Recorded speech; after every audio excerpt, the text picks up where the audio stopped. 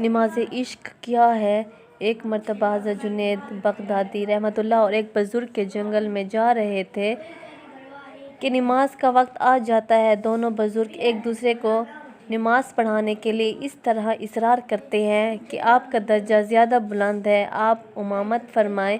ابھی دونوں بزرگ ایک دوسرے کو امامت کے لیے راضی کر رہے ہوتے ہیں کہ اس اثناء میں ایک لکڑہارا آتا ہے۔ اس لکڑہارے سے پوچھا کہ کیا تو نماز پڑھا سکتا ہے؟ وہ لکڑہارا کہتا ہے، یہ کون سا مشکل ہے؟ لکڑہارے نے لکڑیاں رکھ کر نماز پڑھانا شروع کی۔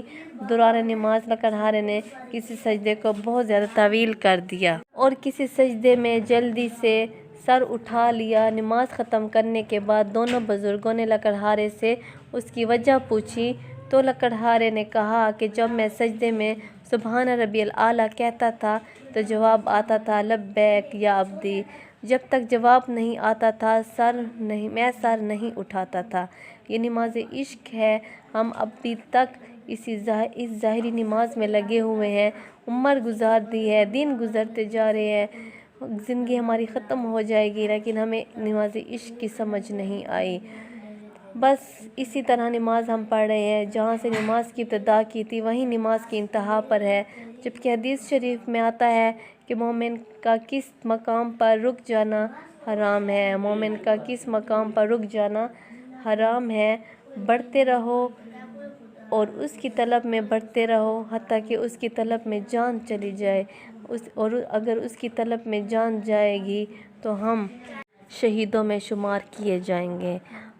جب بھی آپ کچھ وظائف پڑھتے ہیں یا کچھ بھی عبادت کرتے ہیں، کچھ بھی پریشانیاں ہوتی ہیں جو آپ کی ختم نہیں ہو رہی ہوتی، تو اپنا نماز عشق کو ترجیح دو، عشق سے نماز پڑھو، محبت سے نماز پڑھو، ایک ایک لفظ پہ فوکس رکھو۔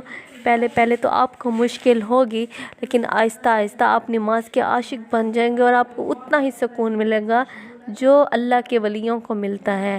انشاءاللہ ہم انسان خود خطا کار ہیں، گناہ گار ہیں، لیکن پھر بھی ہم کوشش کریں، اللہ پاک ہمیں ضرور اپنی کوشش میں کامیاب کرے گا۔